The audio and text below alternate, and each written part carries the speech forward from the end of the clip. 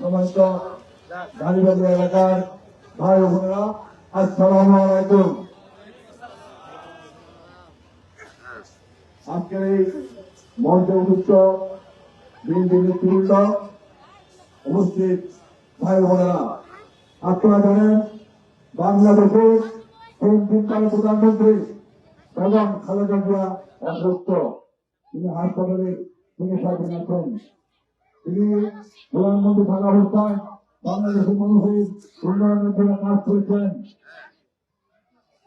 বিশেষ করে বেগম খালেদা জিয়া যখন প্রধানমন্ত্রী ছিলেন, তিনি বাংলাদেশের মহিলা বোনদের জন্য সবচেয়ে বেশি কাজ করেছেন।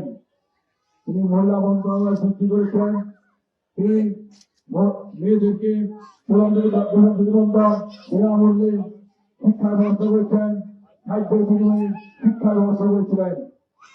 আজকে আমাদের সেই আন্দোলনকে দেশের বেগম খালেদা জিয়া অসুস্থ, হাসপাতালে চিকিৎসাধীন আছেন।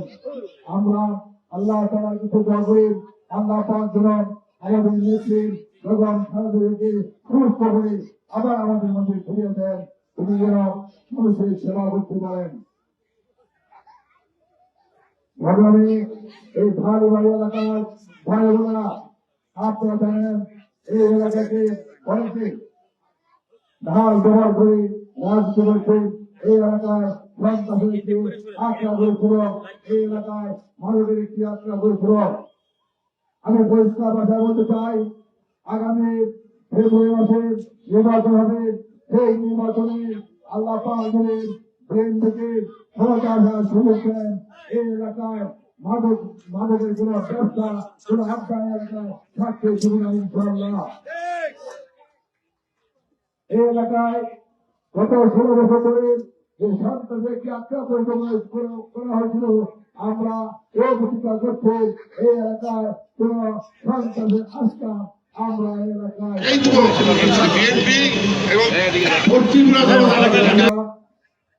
আগামী বছর ফেব্রুয়ারি মাসে যে নির্বাচন হবে, সেই নির্বাচনে বিএনপির পক্ষ থেকে আমাকে এই এলাকায় তাদের সঙ্গে নির্বাচন করার জন্য সুযোগ দিয়েছেন। আমি এই চেষ্টার সন্তান, এই চেষ্টায় বড় হয়েছে, এই চেষ্টা আমি রাজনীতি করেছে 43 বছর, এই চেষ্টায় রাজনীতি করেছি। তাই আমি আপনাদের ভাই, আমি আপনাদের বড় ভাই, ছোট ভাই, কারো বন্ধু, সেই হিসাবে আপনাদের মধ্যে আমার দাবি থাকবে আগামী নির্বাচনে আমাকে ধানের দিকে ভোট দিয়ে আপনাদের পাশে থাকার সুযোগ করে দেবেন ইনশাআল্লাহ। আজকে বলতে চাই, গত 16 বছর এই ঢাকা বড় এলাকাকে এই সুখ্যাত স্বরাষ্ট্রমন্ত্রী একটি মাদকের রাজ্যে বন্ধ করেছিল, সন্ত্রাসের রাজ্য করেছিল, চাঁদাবাজের রাজত্ব বর্জন করেছিল। আল্লাহ পাক আমাকে আপনাদের সাহায্য সহযোগিতায় এই এলাকায় একটি হওয়ার সুযোগ দেন। আল্লাহ পাক আমাকে কবুল করেন। আমি পরিষ্কার কথা বলতে চাই, এই এলাকায় কোন চাঁদাবাজ থাকবে না, কোন বিএনপির নাম ধরে চাঁদাবাজ থাকার কোন সুযোগ থাকবে না এই এলাকায়। আজকে এই 5ই আগস্টের পরে এই এলাকায় মাদকের ব্যবসার পায়তারা করছেন, চাঁদাবাজের পায়তারা করছেন, নামে বেনামে অনেকে বিএনপির নামে চাঁদাবাজি করার চেষ্টা করছেন, মাদক ব্যবসার পায়তারা করছেন। আমরা পরিষ্কার ভাষায় এই বক্তব্য বলতে চাই, আল্লাহ পাক আগামীতে বিএনপিকে ক্ষমতা আসার সুযোগ চায়, আমাকে এই এলাকায় কবল করেন। এই এলাকায় কোন নামে বেনামে এমনকি বিএনপির নামে কোন সন্ত্রাস চাঁদাবাজি মাদকের ব্যবসা এই এলাকায় করতে পারবে না, করতে পারবে না। আপনারা জানেন শহীদ রাষ্ট্রপতি জনগণ এই দলকে প্রতিষ্ঠা করেছিলেন। 43 বছর এই চেষ্টায় রাজনীতি করেছে। তাই আমি আপনাদের ভাই, আমি আপনাদের বড় ভাই, ছোট ভাই, কারো বন্ধু, সেই হিসাবে আপনাদের মধ্যে আমার দাবি থাকবে আগামী নির্বাচনে আমাকে ধানের শীষে ভোট দিয়ে আপনাদের পাশে থাকার সুযোগ করে দেবেন। আমরা সবাই মিলে এদেশকে গড়ব সেই প্রত্যয় ব্যক্ত করছে।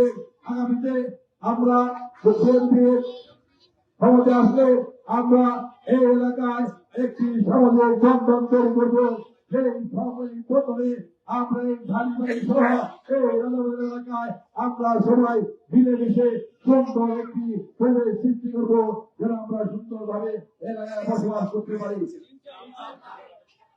সাধারণরা যেখানে কোনো সন্তান থাকবে না, সেখানে কোনো জনগণ থাকবে না, যেখানে একটি স্বাস্থ্যবান পরিবেশ থাকবে, একটি সুন্দর পরিবারের পারিবারিক পরিবেশ থাকবে, সেই পরিবেশে আমরা সবাই মিলেমিশে থাকতে পারবো। সেই প্রত্যয় ব্যক্ত করে আগামী দিনে আমাকে ধানের শীতে ভোট দেওয়া দিয়ে জয়যুক্ত করে আহ্বান জানিয়ে আমি আমার বক্তব্য শেষ করছি। খোলা হাফেজ।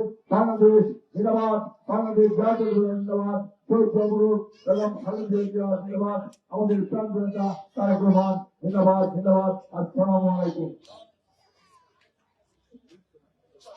প্রিয় উপস্থিতি, এখন আমাদের